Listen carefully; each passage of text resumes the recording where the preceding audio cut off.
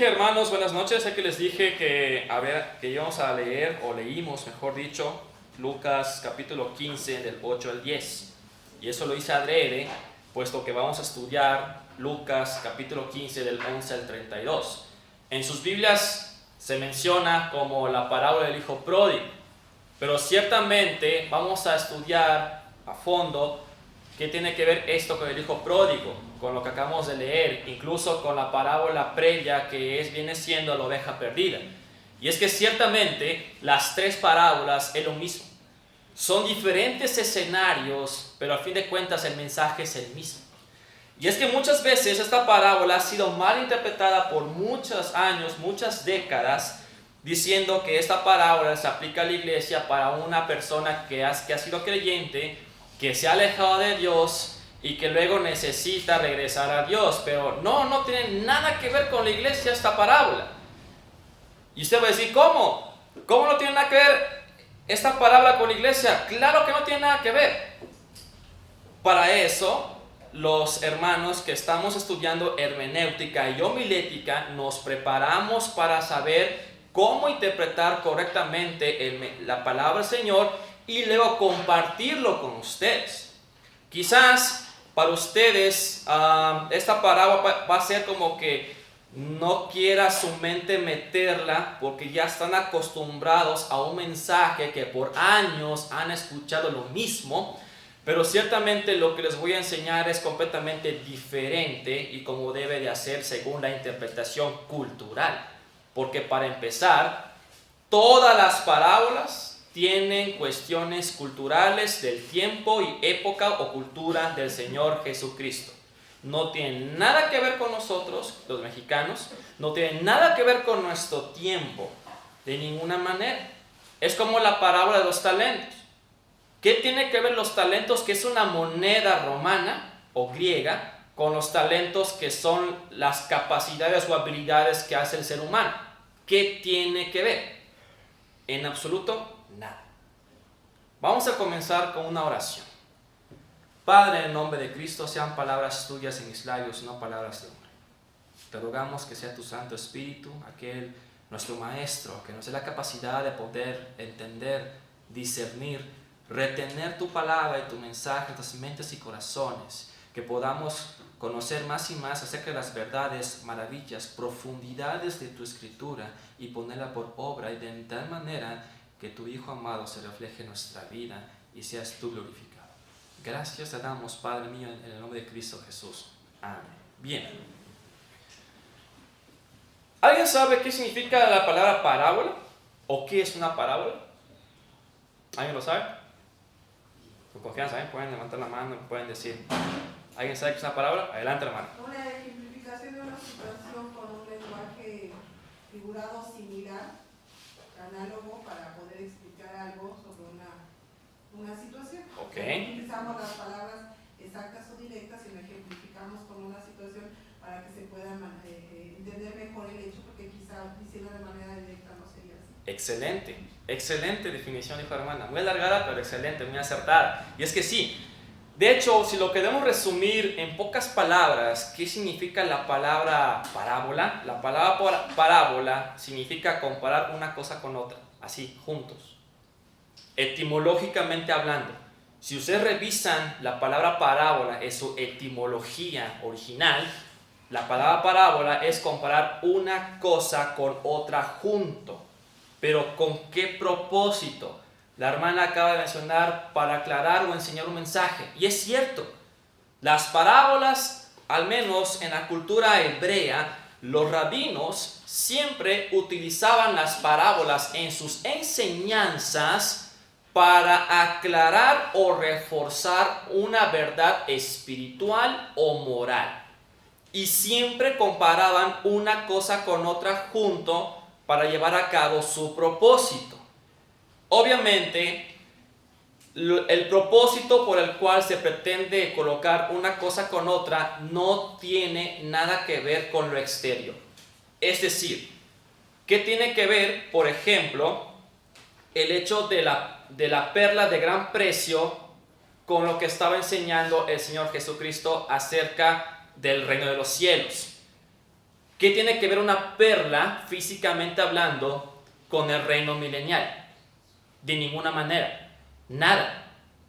Por eso no se comparan las cosas de forma externa, sino en cuestión de esencia o naturaleza. ¿Cuál es la esencia o naturaleza detrás de esa perla de gran precio o la perla con respecto al reino de los cielos?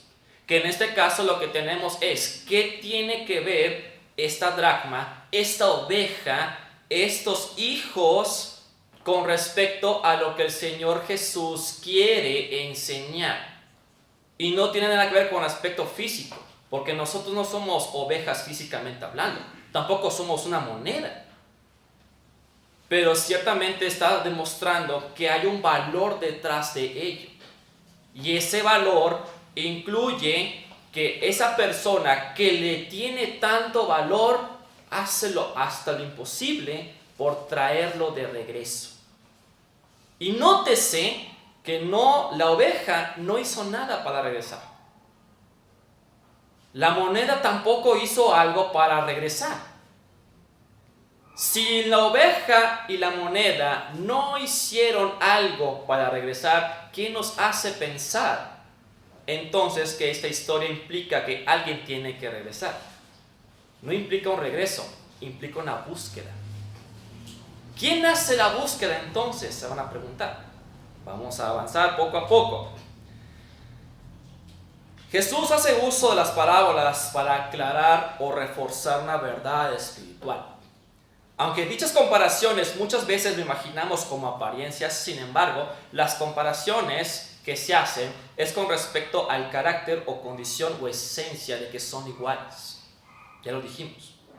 Entonces, cuando Cristo decía alguna parábola, lo que trataba de decir no era una comparación física o externa, sino una comparación del mismo carácter o condición. Esto encaja perfectamente, porque si nos ponemos a pensar en cosas externas, ¿qué parecido externo tiene el comparar una perla con el reino de los cielos? En nada. Pero si comparamos el carácter o condición, ahí está la clave de la interpretación de las parábolas. Es muy importante, imperativo tomar en cuenta que todas las parábolas que están en los evangelios se deben interpretar a la luz de la cultura y tiempo que Cristo vivió. Repito, las parábolas se interpretan de acuerdo a la luz del tiempo y cultura de Cristo. No tiene nada que ver nuestro tiempo, tampoco nuestra cultura. Trate de modificar y renovar eso que tiene en su mente para que realmente sea presto y de bendición el mensaje. De lo contrario, si uno es renuente en querer actualizarse, en querer aprender, entonces mi hermana, mi hermano, no logramos el objetivo realmente de enseñar. Esta bella y famosa parábola se ha escuchado en boca de muchos predicadores desde un punto de vista de restauración de una persona salva que se ha alejado de Dios. Y nada que ver, ya lo he dicho. Ellos lo creen así porque se apoyan en este argumento. Un hijo no deja de ser hijo.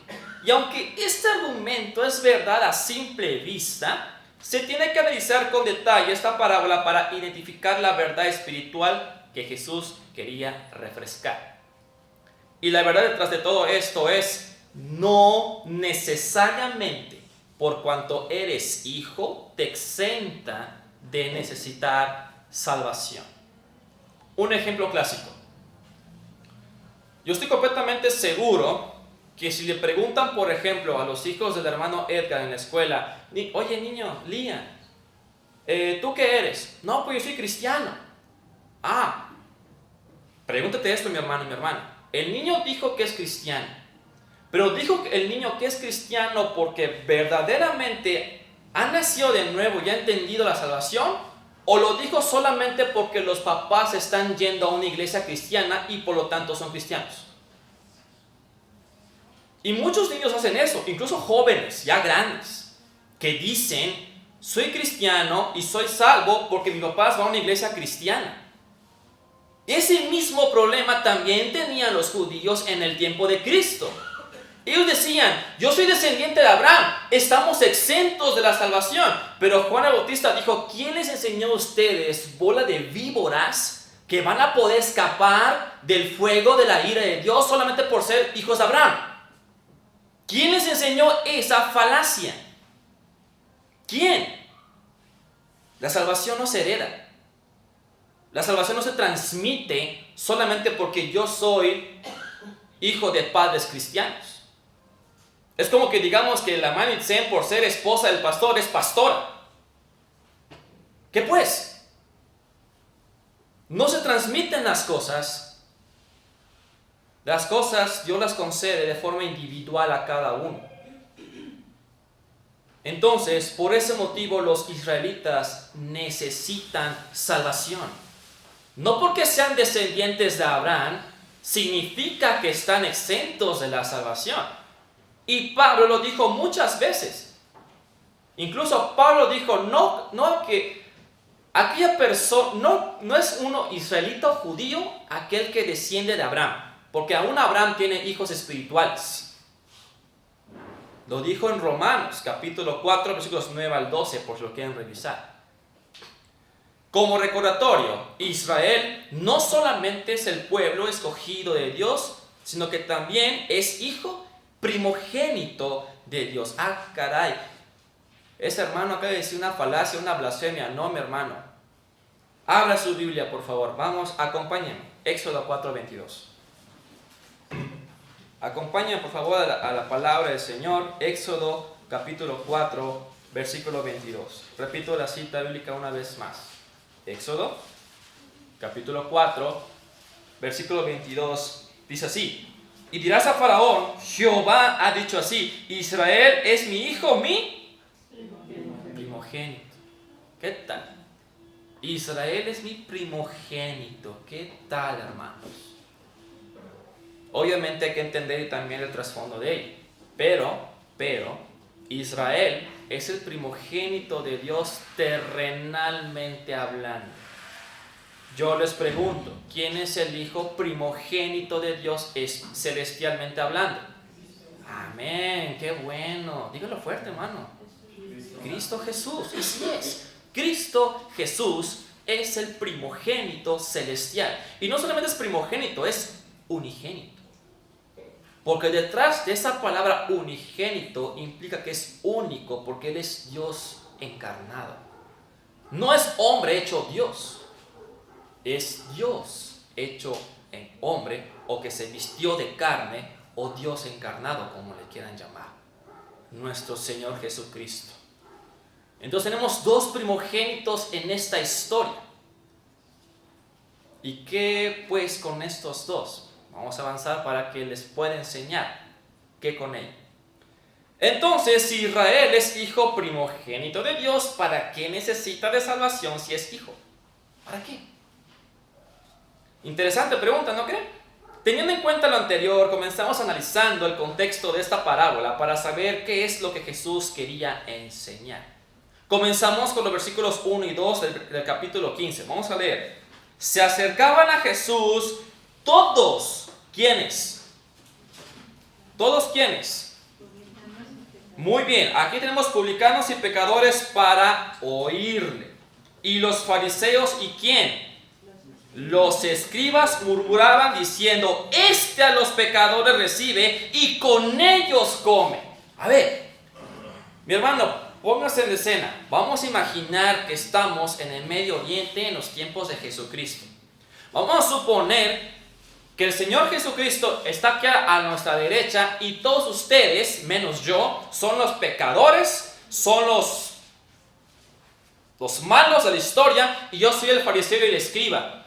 Y estoy diciendo, este come con toda esta bola de pecadores que están acá sentados sin hacer nada. Yo me mato estudiando, me mato aprendiendo y no entienden. Y luego viene este que quiere enseñarles acerca del reino de los cielos y reciben el reino.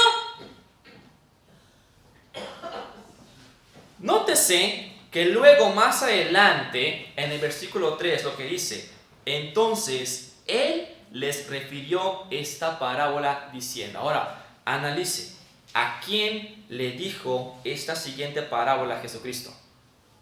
Observa el contexto, por favor. ¿A quién o a quiénes les dijo esta parábola? A los A los fariseos y a los escribas. La parábola no se lo dijo a ustedes. Por ejemplo, estoy aquí supongamos que soy Cristo. Es un papel. Yo sé que no soy Jesús. Aquí me están criticando, pero aquí están comiendo conmigo ustedes, que yo estaba con ustedes. Me están criticando porque como con ustedes y por lo tanto yo volteo mi mirada y les refiero esta parábola a ellos. Las tres parábolas, la oveja perdida, la moneda perdida y estos hijos son la misma parábola, el mismo sentido, diferente escenario, pero dicho a los fariseos y a los escribas. No se los dijo a ustedes ni a los pecadores, se los dijo a estos que se creen que lo saben todo, que se creen que porque ya son hijos de Abraham tienen salvación. A estos que se creen que por ser fariseos, escribas y doctores de la ley conocen toda la ley. Pero como dijo en la mañana hoy Omar, conocen los tiempos, saben cuándo amanece, cuándo anochece, cuándo ha de llover, pero no me reconocieron a mí que soy el Mesías. En el versículo 3 vemos que Jesús les refirió a estos religiosos esta parábola. Nótese que se dirige a los fariseos y escribas, no se dirige a los pecadores que estaban con él. Haciendo una ligera pausa, este capítulo 15 de Lucas es también conocida como la parábola de las cosas perdidas. Es una parábola, pero en tres escenarios, es lo mismo.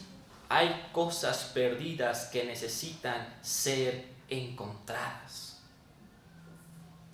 Primero Jesús habla de tener perdido a uno de 100.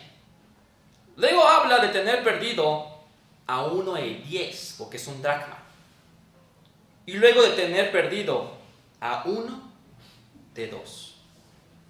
Sin embargo, en este último escenario, aunque aparentemente el hijo menor era el hijo perdido, en realidad ambos hijos estaban perdidos.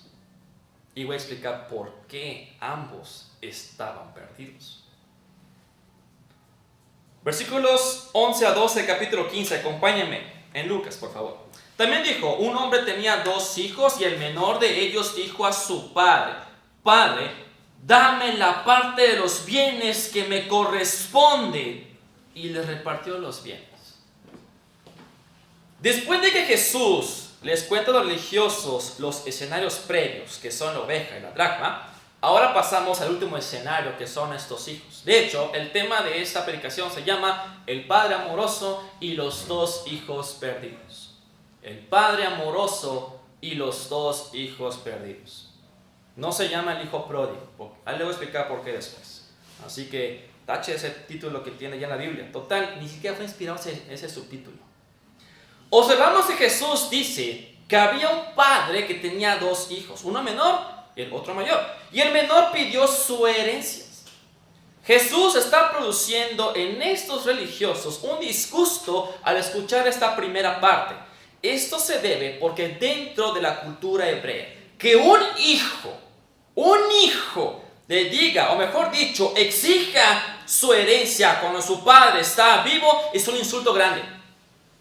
Está diciendo en pocas palabras, Padre, no puedo esperar hasta que te mueras, dame la herencia que me corresponde.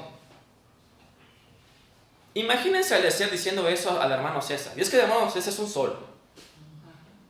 Imagínense que Eliezer diga, papá, no puedo esperar que te mueras, dame la herencia que me corresponde. Y Ángela, sí, papá. Para mis cosas de pintura, dice. Es un ejemplo, no se hizo que sea así. Imagínense esa escena. Obviamente, los fariseos, escribas, estos religiosos estaban encendiéndose en cólera, en enojo, por escuchar tremenda bajeza que este hijo haría o exigiría a su padre, un hebreo. ¿Qué clase de hijo haría eso de su padre, exigiéndole su herencia porque no puede esperar que se muera? Lo asombroso de esto no es el que lo haya exigido. Si ustedes leen con atención el versículo 12, la última parte, ¿qué dice? La última parte del versículo 12. Y le repartió. Eso es asombroso. No es que el hijo lo haya exigido. El padre dijo, está bien, y lo entrega. Eso es lo increíble de la historia. Y uno se pregunta y se cuestiona, ¿por qué? Versículo 13. No muchos días después, juntándolo todo, el hijo menor se fue lejos, a una provincia apartada, y allí desperdició sus bienes viviendo perdidamente. Ahora vemos que no muchos días después, el hijo menor juntó todo y se va a una tierra lejana. El motivo de estos muchos días se debe por la palabra juntar todo. Esta expresión, juntar todo, significa convertir todo en efectivo. Es decir, posiblemente el papá les dio terrenos, casas, esclavos, animales, posiblemente lo que se daba comúnmente en esas tierras en aquel tiempo. Y obviamente pues ya había monedas, los denarios, dracmas, las monedas romanas que se manejaba. Ciertamente él iba a vender todo para tenerlo todo pues en monedas. De eso implica esos muchos días. Tuvo que vender todo para tener todo este dinero para irse a Vallarta. Vámonos a Vallarta. Vámonos a la playa de la Vallarta. O a San Blas, como quieran llamar. Respecto a la palabra lejos, si ustedes ven con atención, dice se fue lejos a una provincia apartada. No se fue de Judea a Galilea. Se fue mucho más lejos este varón hebreo. De hecho, se cree que este varón hebreo se fue a una provincia gentil. ¿Qué sería lo más llamativo de aquel tiempo de Cristo y de Pablo en cuanto a ciudades que ver y en cuanto a fortuna que desperdiciar? ¿Qué sería el lugar más conveniente visitar? Corinto. Muy bien. No se menciona, pero vamos a suponer, este hebreo dice, bueno, pues tengo dinero, pues vamos a gastarlo. Vamos a disfrutar la vida, a ver qué tal nos va. Y se va a una tierra completamente pagana, donde la cosmovisión de estas personas es completamente diferente, donde Dios no está presente en sus vidas, donde solamente está el deleite de tu carne, que es el helenismo o el hedonismo. Dale rienda suelta a tu carne, no pasa nada. Joven, señorita, disfrútalo. Pero este joven, teniendo este dinero, se fue a un lugar tan lejos en donde Dios no estaba presente en esa gente. ¿Y en qué lo gastó? Bueno, en muchos lujos, pero vamos a avanzar poco a poco. En el siglo I era costumbre judía, escuche bien, era costumbre judía que si un joven judío perdía la herencia familiar entre los gentiles y luego se atrevía a regresar a casa, ciertamente le esperaba una ceremonia pública llamada Quesasa. Así se escribe. Pues lo quieren buscar en Google, lo pueden buscar. Quesasa. Esta ceremonia llamada Quesasa consistía en que si esta persona, un joven judío, perdía todo su dinero, su herencia con los gentiles y pretendía regresar a casa para decir, pues lo perdí todo, pero no pasa nada. Ciertamente la comunidad, la gente de ese pueblo y aún la familia misma iban a agarrar un jarrón lleno de algún fruto y lo iban a arrojar a sus pies. Iban a decir, este joven queda desterrado de nuestra familia, de nuestra comunidad. Fíjese el peligro que se encuentra o que está en peligro este joven. Se está yendo a una tierra muy lejana, gentil, a gastar su dinero y tiene el peligro de perder todo, de tal manera que si él regresa sin esa fortuna porque lo perdió todo, va a quedar desterrado de la familia. Incluso hoy en día aún existe eso. Y existe mayormente cuando hay los matrimonios de razas diferentes. Es decir, que un judío se case con una gentil, desterrado queda, desheredado. Y la gente dice, este hijo está muerto para mí. Imagínense eso.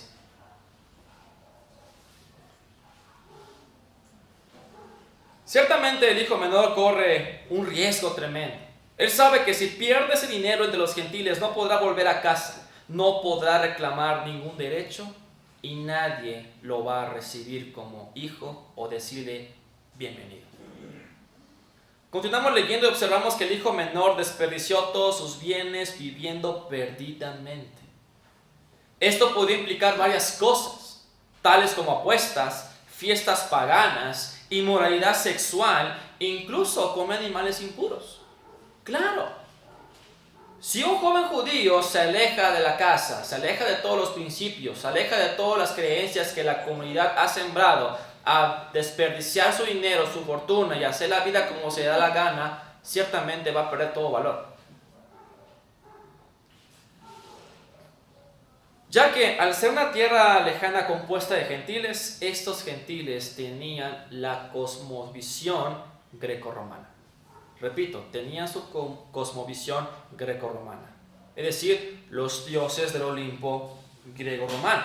Zeus, Ares, Atenea, Afrodita, etc.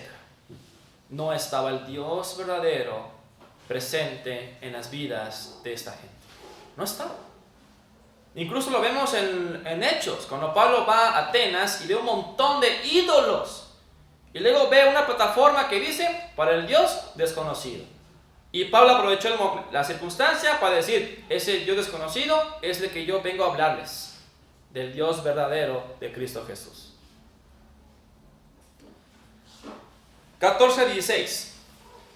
Y cuando todo lo hubo malgastado, vino una gran hambre en aquella provincia y comenzó a faltar. Y fue y se arrimó a uno de los ciudadanos de aquella tierra, el cual le envió a su hacienda para que apacentase cerdos. Y deseaba llenar su vientre de las algarrobas que comían los cerdos, pero nadie le daba. En estos versículos observamos que el hijo menor malgastó todo lo que tenía y además se estaba muriendo de hambre el pobrecito por la escasez que había en esa región. Pobrecito, hombre, se andaba muriendo de hambre. Y de pronto vemos que el hijo menor consiguió trabajo porque se arrimó, o mejor dicho, se puso al lado de un ciudadano. La palabra arrimarse o pegarse es muy interesante y lo voy a explicar de la siguiente forma. Supongamos que el hermano Omar está manejando acá cerca de Guadalupe y de pronto se pone el semáforo rojo y ¿quién cree que llega después? El indigente que viene a limpiar su vidrio. Así es. Viene el indigente, agarra su paño, es más, ni siquiera lo moja, así seco. O sea, se pega al auto, le hace así un par de círculos y se va y se queda así parado a la ventana esperando que le dé algo. Es el mismo sentido de la palabra arrimarse. Esta persona se arrima junto a una persona de esa provincia esperando que le dé trabajo. ¿Y saben qué es lo más interesante? Que esta persona gentil lo ve de pies a cabeza y dice, este compa es judío. Es judío. ¿Cómo le hago yo para deshacerme de este compa que se me está pegando a cada rato y no quiero darle trabajo? Le da un trabajo denigrante. Ningún judío ortodoxo, en su sano juicio, va a acercarse a cerdos. Ninguno. Es obvio que si quería alejar a este judío de él, le iba a decir, ¿quieres chamba? Perfecto, pues hasta los cerdos, alimenta a mis cerdos. ¿Y saben qué es lo más curioso de esta historia? Que fue alimentar a los cerdos. Imagínense qué tan bajo está cayendo este hombre judío, de estando en casa de papá, teniendo todo, perdiendo fortuna, desperdiciando su vida y acabando alimentando cerdos, y no solamente alimentar los cerdos, desear comer del mismo alimento de los cerdos. Veas esa progresión de decadencia de este judío. Podemos aplicar esto en nuestras vidas. Estando muchas veces, los que han tenido fortuna de nacer en cuna cristiana, yo no tuve esa fortuna, pero los que han tenido esa fortuna de nacer en una cuna cristiana, y luego irse y una decadencia en sus vidas hasta tal punto de tocar fondo. ¡Wow! Yo por eso le agradezco al Señor que yo no nací de cuna cristiana, porque he visto que muchas veces los que nacen de cuna cristiana tocan fondo muy horrible. Al menos en mi experiencia. Si usted tiene una experiencia diferente, gloria a Dios. Pero mi hermano y mi hermana, le repito, no porque naciste en familia cristiana te exenta de salvación. Necesitas de Cristo Jesús. Sigamos leyendo.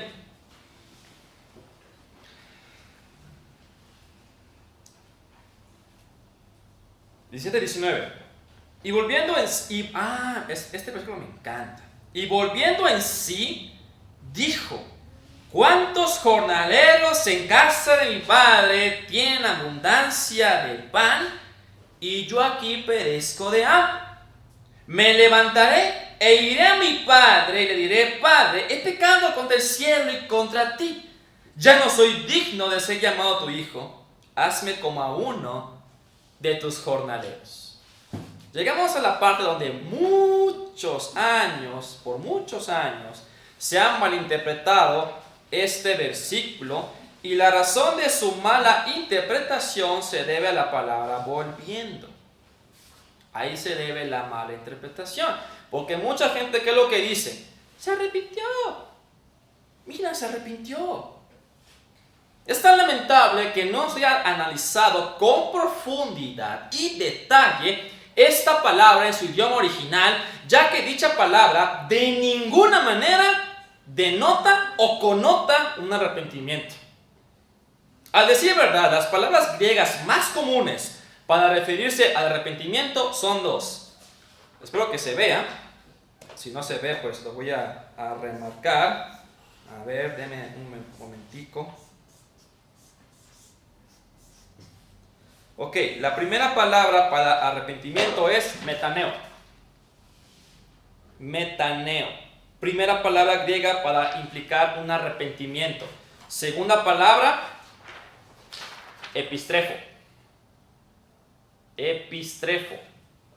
Son las dos palabras más clásicas del griego que significa arrepentimiento. Y recuerden, arrepentimiento es un cambio de perspectiva o un cambio de dirección. Es dar 180 grados con respecto a algo. Eso es un arrepentimiento genuino. Es decir, si estabas pecando, volteas y dices: no, pastel, y voy con el Señor. Eso es un arrepentimiento genuino de verdad. Un cambio de dirección, un cambio de vida. Entonces, ¿qué con esto? ¿Qué son estas palabras o esta expresión que se dice en nuestra Biblia en español que malentendemos? Bien, ahí les voy. Primero que nada, hay tres palabras en griego que están ahí. La primera es eis.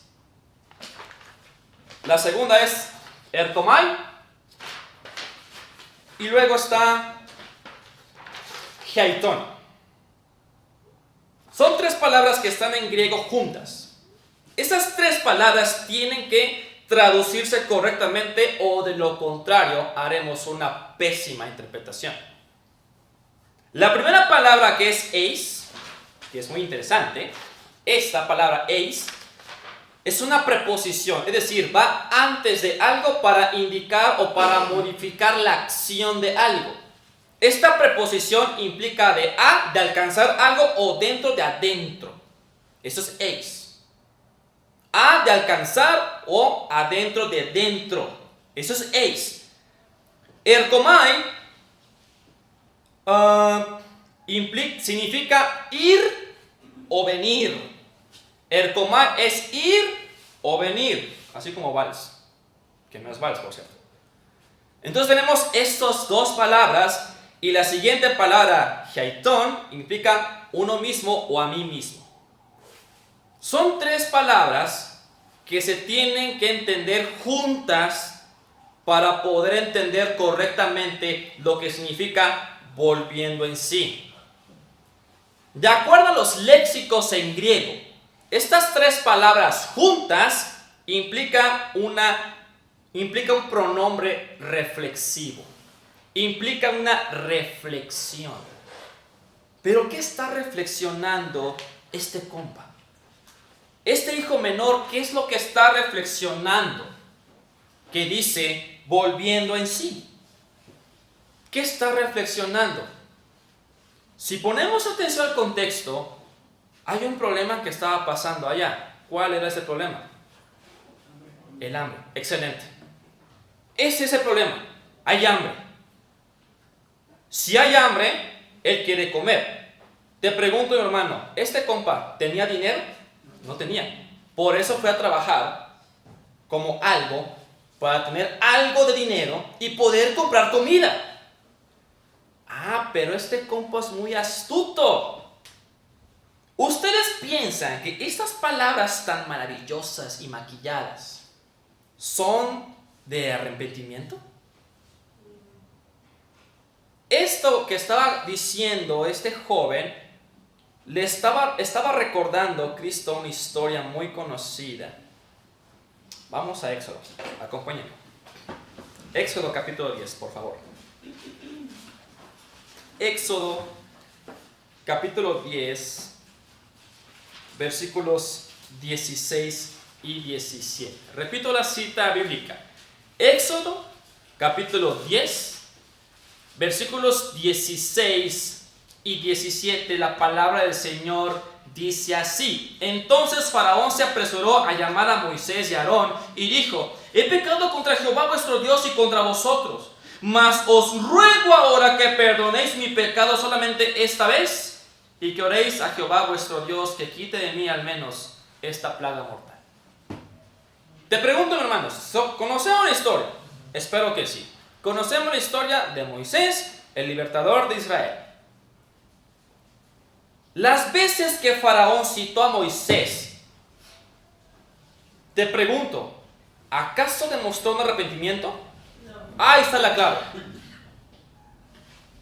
Tenía un problema el Faraón y Faraón quería quitarse ese problema de encima.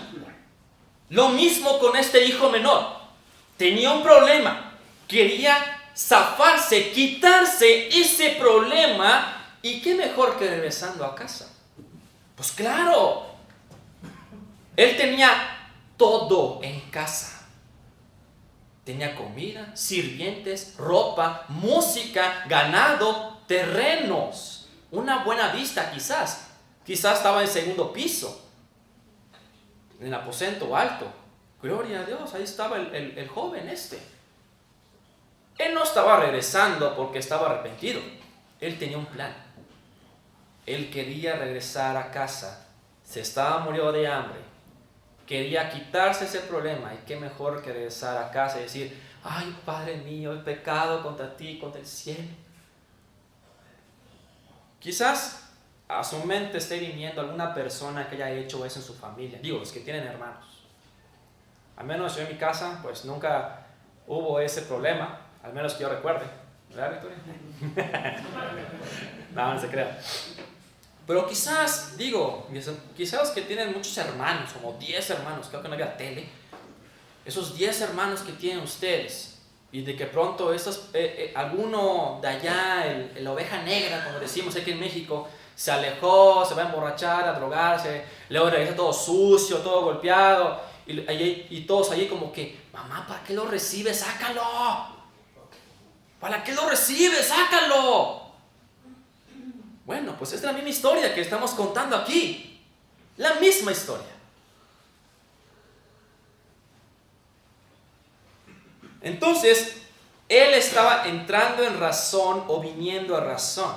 Él estaba reflexionando su situación. Dijo: pues estoy aquí trabajando, alimentando cerdos. Tengo en casa un montón de cosas. Pues mejor regreso. Pero ojo, cuidado con esto. Él sabía que si regresaba le esperaba ¿qué ceremonia? La quesaza. Le esperaba esa ceremonia porque él había perdido toda su fortuna. Y qué mejor manera de zafarse que decir lo último que dijo: hazme como uno de tus jornaleros. Claro, si él no es menso. Digo, La gente para pecar, hay gente que es mensa, pero ciertamente hasta para pecar hay que ser inteligentes. Y este compa se ve que era bien inteligente. Su dinero lo desperdició, hizo la vida loca como Ricky Martin, no tiene nada, está pobretón, mugroso, asqueroso, hediondo, y quiere regresar a casa, obviamente para solucionar su problema de hambre. Y qué mejor forma que pidiéndole: papá, hazme como uno de tus jornaleros. Y de esa forma, este compa iba a reunir todo el dinero que había perdido para decir: yo no perdí nada, aquí está todo el dinero. Yo no perdí nada. Me acusan falsamente ustedes, están locos. Yo no perdí nada. ¿Está bien el hermano Félix?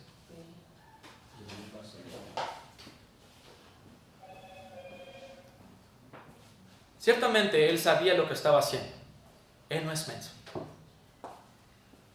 Así que obviamente él planeó un discurso muy humilde para enganchar al papá, tocarle al corazón, las entrañas, y decir: ay, hijo, no te preocupes, tú vete. Yo te recibo a casa. Pues vemos que no. Este hijo menor ciertamente era listo. Vemos cómo él planifica con mucho tacto las palabras que va a decir: Padre mío, he pecado contra el cielo y contra ti. Recordemos que Jesús estaba dirigiéndose a un público religioso, eruditos de la ley. Jesús les hizo recordar de forma parafraseada la historia del faraón. Ciertamente estos religiosos estaban así, como que: ¡ay!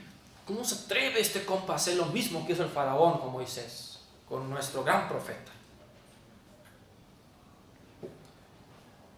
Obviamente los religiosos sabían el trasfondo de la historia de Israel, que el faraón nunca se arrepintió y murió no haberse arrepentido. Así de fácil. Se murió sin arrepentimiento el faraón. Se ahogó como los peces en el río. Vamos al versículo 20. Y levantándose, vino a su padre, y cuando aún estaba lejos, lo vio su padre, y fue movido a misericordia, y corrió y se echó sobre su cuello, y le besó. Precioso versículo. En serio, es hermoso ese versículo. Si usted ignora el trasfondo cultural, créeme que así viéndolo, dice: pues nada más corrió y lo besó y ya. No, mi hermana, no, mi hermano. Hay un trasfondo detrás de esto que es sublime. Haciendo un pequeño paréntesis, vamos a hablar un poco acerca de cultura judía. A ver, no dejé la otra hoja. No, me perdió. Ok. Está acá. Ok. Dentro de la cultura judía existe un gobierno llamado gobierno patriarcal, llamado en hebreo el Betá. Bet de casa y Ab de padre. La casa del padre. Eso significa Betá. La casa del padre. Ok, la casa del padre. ¿Quién gobernaba? El papá y el patriarcado. Bendito patriarcado. Así que el papá era quien gobernaba la casa. El papá era quien tenía cuidado de todos. Él los protegía, los cuidaba, les alimentaba, los vestía, y si alguno estaba lejos de casa, él, el papá, iba por ellos y lo traía de regreso a casa. Eso lo podemos ver con Abraham cuando Lot fue secuestrado. ¿Y quién fue por Lot? Abraham. Aunque Lot no era hijo de Abraham, ciertamente Abraham tenía como a Lot como a hijo suyo. Y Abraham fue por Lot. Otra cosa muy interesante con respecto al Betá o a la casa del padre. Si alguno de la familia perdía algo de la familia, como un terreno, una casa o algo, el padre se encargaba de utilizar todos los recursos a su disposición para restaurar al núcleo familiar lo que se había perdido. Esto es un principio de redención. Restaurar al núcleo familiar.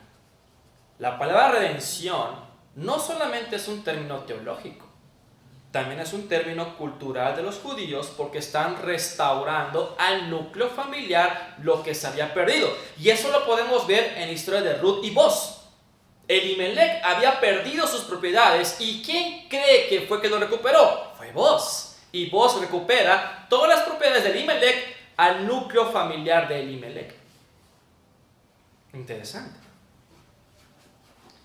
Volviendo a la historia, algo hermoso y bello de este versículo es el hecho que pareciera que el padre salía todos los días para ver si su hijo regresaba. Y cuando lo vio de lejos, vemos que la Biblia dice que el padre corrió. Ahora escuche con atención, mi hermano y mi hermana. Dentro de la cultura hebrea, un anciano no corre.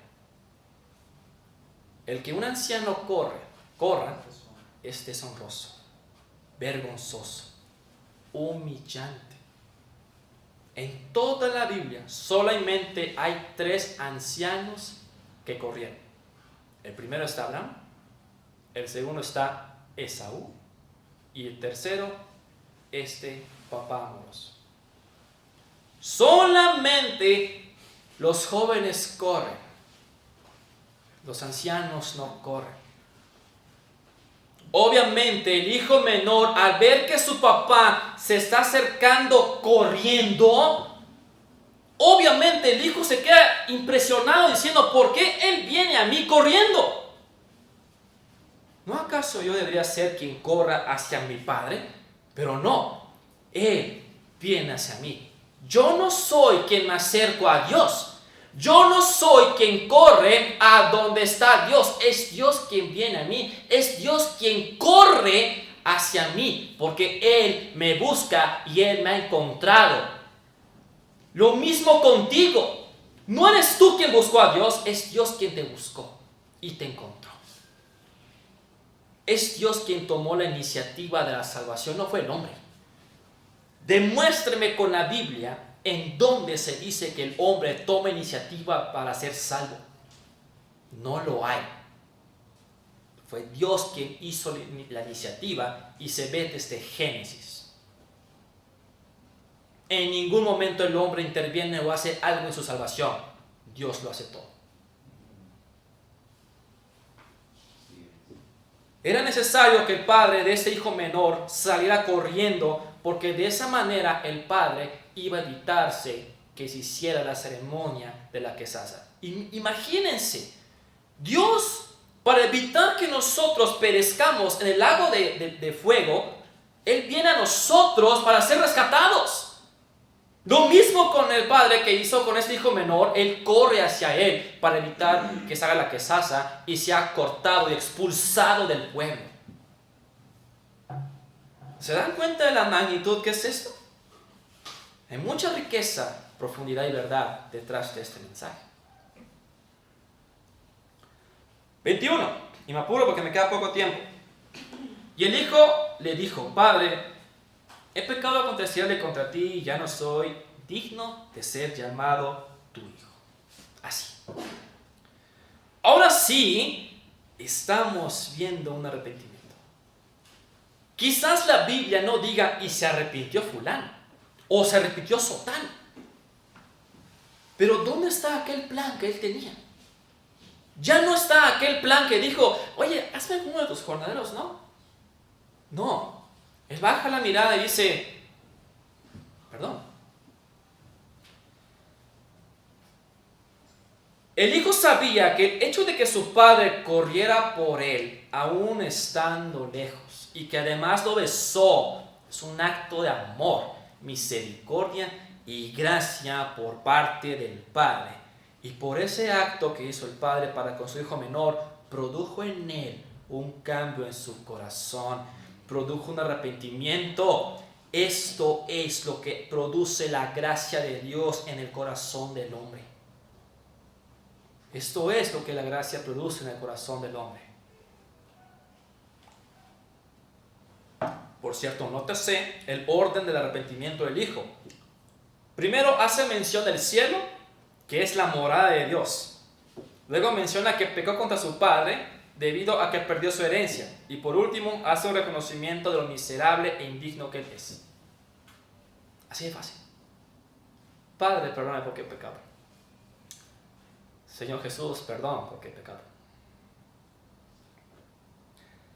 22. Pero el padre dijo a sus siervos: sacad el mejor vestido y vestidle, y poned un anillo en su mano y calzado en sus pies. En estos versículos vemos cómo el padre se dirige a sus siervos y les ordena que vistan al hijo. No le dice al hijo: oye, estás mugroso, ve y bañate y cámbiate. No.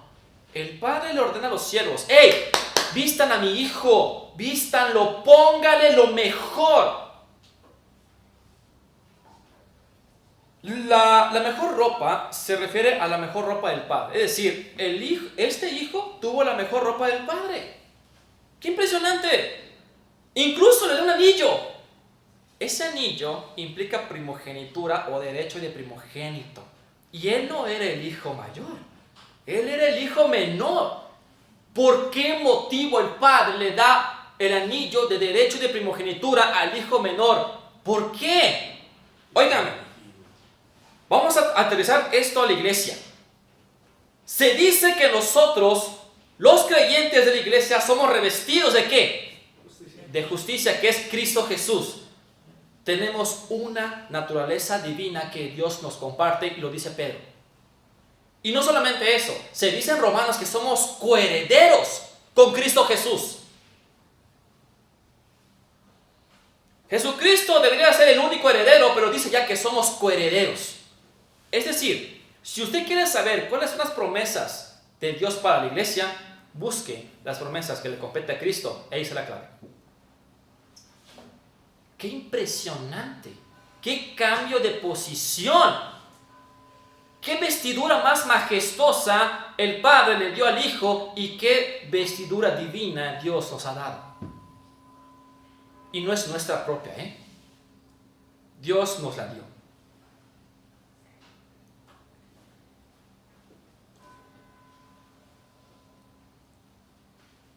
Algo muy interesante, se menciona que también se le dio calzado a los pies. Posiblemente, no lo dice la Biblia, nada más menciona que le dio calzado. Posiblemente este hijo menor llegó descalzo a la casa del padre. Y solamente los esclavos andan descalzos. Éramos esclavos del pecado y ahora no lo somos.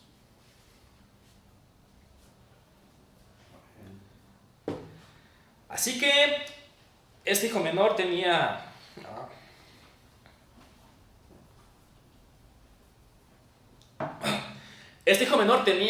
descalzos los pies, mugrientos, y nosotros así éramos, mugrosos, descalzos, esclavos del pecado. Y ahora ya no.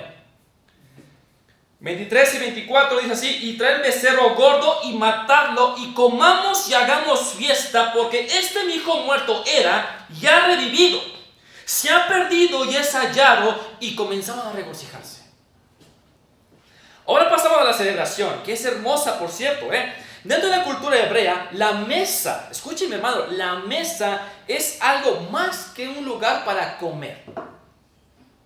La mesa implica mucho más que solamente colocar la comida y comer y ya. Hay un trasfondo cultural también detrás de esa mesa. Hay una creencia antigua que comer en la misma mesa con otros es la esencia de una relación pacífica y armoniosa. Invitar a alguien a comer en tu misma mesa puede ser una señal de honor, de confianza o de perdón. Una oferta de paz. En este versículo se nos presenta una gran fiesta, y esa fiesta consiste en celebrar. Escuche bien, no están celebrando al hijo. Si usted pone atención en las parábolas, por ejemplo, en el versículo 7, capítulo 15, ponga atención.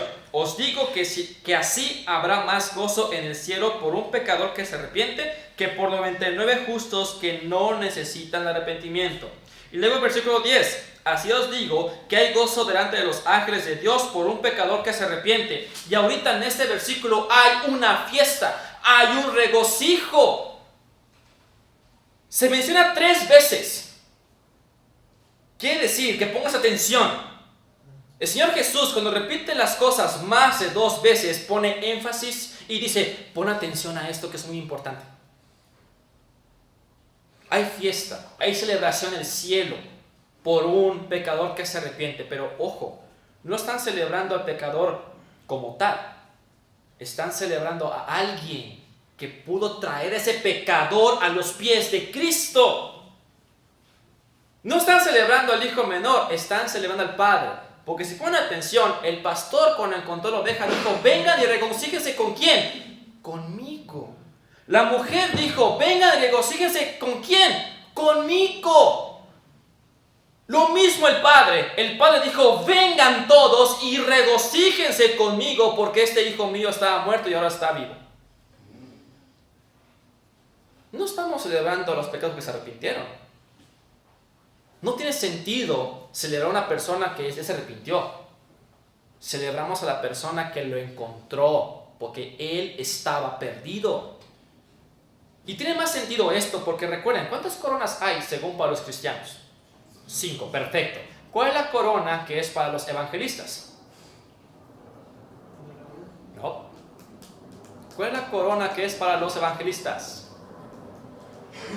¿Quién da más, quién da menos? No. ¿Cuál? No, la vida es la vida de los que sufren. La de justicia es para los que esperan la venida de Cristo. La de gloria es para los pastores. ¿La de cuál? El regocijo. Ahí está. Me estoy regocijando porque encontramos a estos perdidos y ahora han sido puestos a los pies de Cristo Jesús. Por ese motivo Pablo le dijo a los corintios que él se sentía dichoso porque ellos son mi corona. Ustedes son mi corona. Son mi razón de regocijarme porque ustedes han creído en Cristo.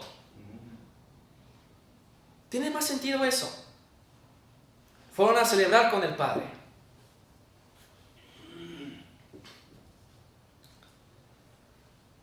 La oveja perdida no regresó al rebaño. Fue el pastor que tuvo que salir a encontrarla.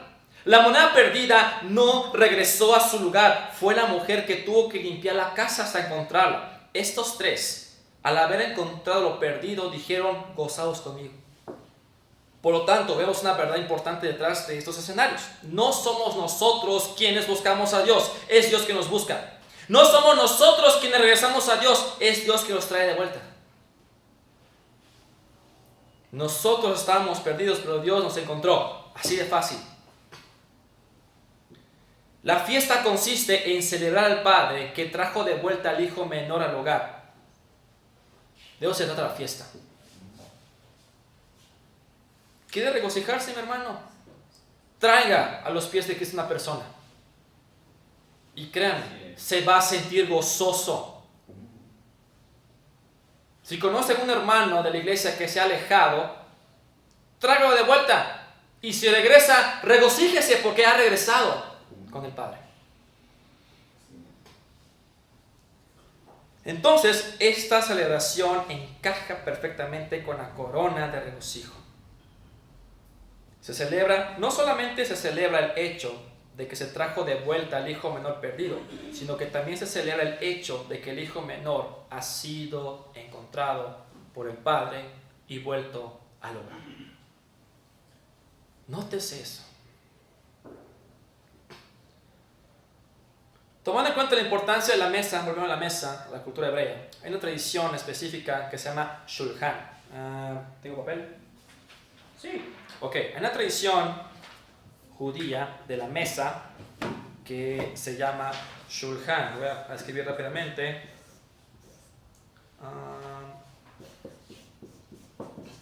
Aquí. Shulchan. Esta celebración de la mesa significa mesa de reconciliación. Esta mesa de reconciliación implica lo siguiente. Hay un intermediario que en este caso debió haber sido el hijo mayor, el intermediario, pero no lo hizo. Cita al ofendido, que es el padre, porque él estaba ofendido, y cita al ofensor, que es el hijo menor, porque él le dijo, dame la herencia que me corresponde, no puedo esperar que te mueras. El intermediario prepara una comida y habla acerca de la ofensa presente. Entonces, si la persona ofendida comienza a comer, el ofensor queda perdonado y reconciliado y no se hablará de la ofensa nunca más. Qué bello y hermoso saber que en este banquete está expresado el perdón y la reconciliación. Nunca más se hace memoria de nuestras ofensas, de nuestros pecados, porque hemos sido reconciliados y perdonados por Cristo, quien hizo de intermediario entre nosotros y el Padre. Él hizo de intermediario. Incluso ese pequeño evento cultural lo podemos ver en Génesis, donde estaba Jacob, su suegro, ¿quién era su suegro? Labán. Estaban allá sentados, había una mesa y comieron. Hubo una reconciliación de familia. Ahí lo podemos ver. Vamos a analizar un poco el hijo mayor y me voy rápido porque el tiempo se me está agotando. 25 al 30 dice: y su hijo mayor estaba en el campo, y cuando vino y llegó cerca de la casa, oyó la música y las danzas, y llamando a uno de los criados le preguntó: ¿qué era aquello? Él le dijo: tu hermano ha venido y tu padre ha hecho matar al becerro gordo por haberle recibido bueno y sano. Entonces se enojó y no quería entrar. Salió por tanto su padre y le rogaba que entrase, mas él respondiendo dijo al padre: he aquí tantos años te sirvo, no habiéndote desobedecido jamás, y nunca me has dado ni un cabrito para gozarme con mis amigos. Pero cuando vino tu hijo, que ha consumido tus bienes con rameras, has hecho matar para él el becerro gordo. Énfasis, tu hijo. Así como cuando se molestan los hermanos y dicen: mira a tu hija, mira a tu hijo. Así decía mi hermana con mi mamá: mira a tu hijo, está haciendo. Es lo mismo, el mismo escenario. Volviendo al concepto del gobierno patriarcal. Cuando el patriarca moría, era el hijo mayor quien quedaba ahora en posición de cuidar a la familia. Esa posición era la famosa patriarcal. Labán fue patriarca porque él estaba cuidando toda la familia. Muy interesante, por cierto. Cuando el mayor recibe los recursos, los demás se gozaban. Los menores decían: sí, mi hermano mayor nos va a cuidar y proteger. Si nos falta alimento, él lo dará. Si nos falta ropa, él también lo va a comprar. Y si alguien queda perdido o rezagado o ajeno, lejos, él irá por nosotros. Si aplicamos esto en nuestra cultura, va a ser algo insólito, algo que no se puede concebir. Imagínense que pongan a Jessen como responsable de la familia porque se muere Jerry y Jerry se molesta. O que pongan a Ángela en la casa porque no está papá. Se molesta de seguro. En México aquí no es posible eso, pero en la cultura medio oriental sí. Ahí es posible. Y ahora el hijo mayor debería hacerse cargo de todos. Pero hay un detalle: este hijo mayor no se hizo cargo de nada. Al contrario, se molestó y dijo: tu hijo que se acostó con puras rameras. Llegamos al clímax de ese escenario de la parábola. Aquí Jesús comienza a tirar pedradas fuertes a los religiosos. Jesús les recuerda primeramente a estos religiosos que Dios es el Padre y el hijo mayor es Israel. Israel, como primogénito, tenía como responsabilidad de traer a los perdidos a la casa del Padre. Por eso Israel fue colocado en esa zona. Y Dios dijo: ustedes van a ser pueblo de ejemplo para otros pueblos, para cuando el pueblo ajeno pregunte: ¿quiénes son ustedes? ¿Por qué son tan sabios? Ustedes presenten quién es el Dios verdadero. Pero Israel no lo hizo. En algunas veces Israel fue brillante. Otras veces la regó. Muchas veces. Y en vez de que Israel trajera a los gentiles a Dios, ellos dijeron: no queremos nada con esta bola de perros. No queremos nada con ustedes. De ninguna manera. Ustedes perezcan y púdranse en el infierno, y nosotros, hijos de Abraham, seremos salvos de la ira de Dios.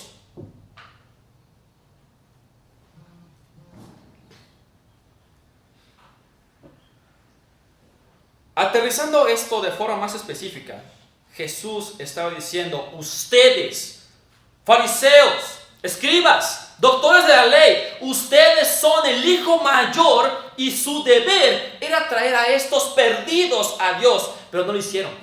Y por eso Dios me envió. Y por eso el Padre me envió a hacer la labor que ustedes no hicieron, porque solamente ponen carga sobre carga, sobre carga, sobre carga.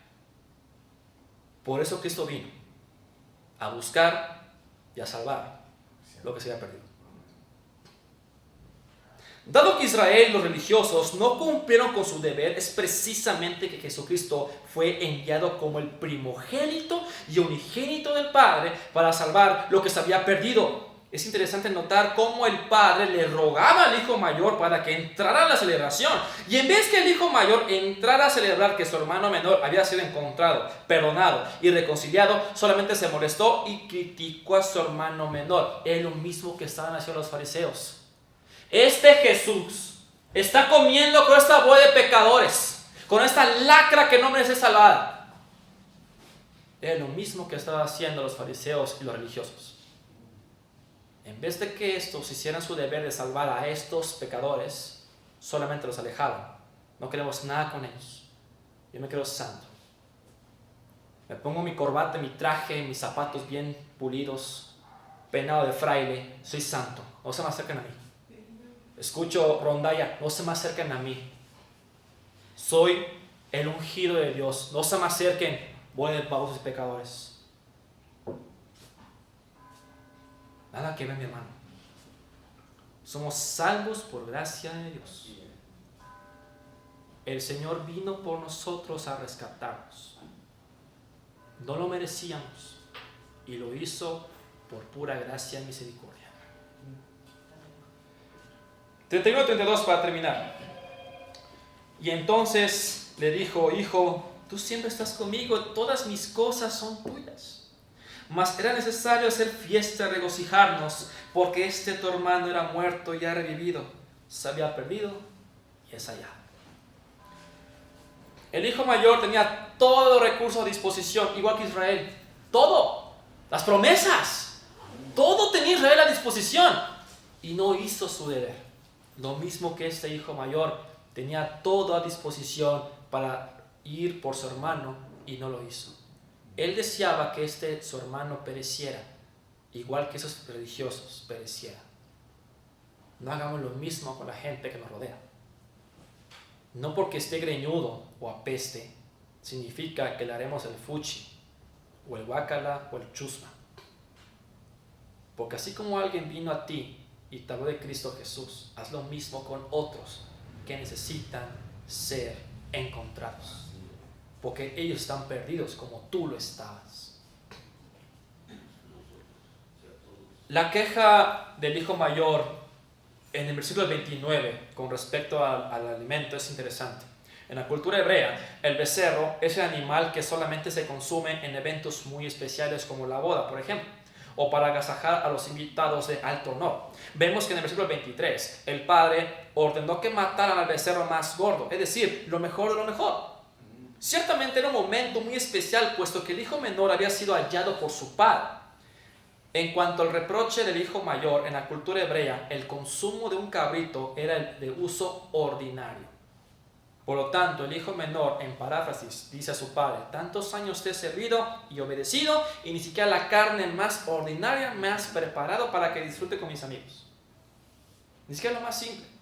Pero el padre dice, tú siempre has tenido todo. Tú siempre lo tienes todo. ¿Por qué te molestas? Porque tu hermano haya regresado.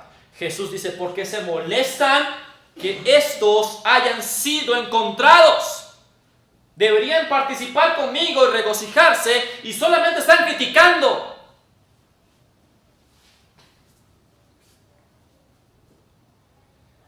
Ahora aquí va la pregunta. ¿Por qué motivo dije que el hijo mayor estaba perdido si vemos que la Biblia dice que él estaba en casa?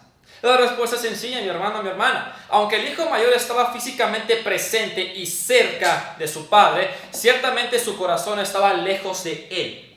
Lejos de tener el mismo sentir. lejos de tener el mismo propósito, lejos de tener la voluntad de su Padre.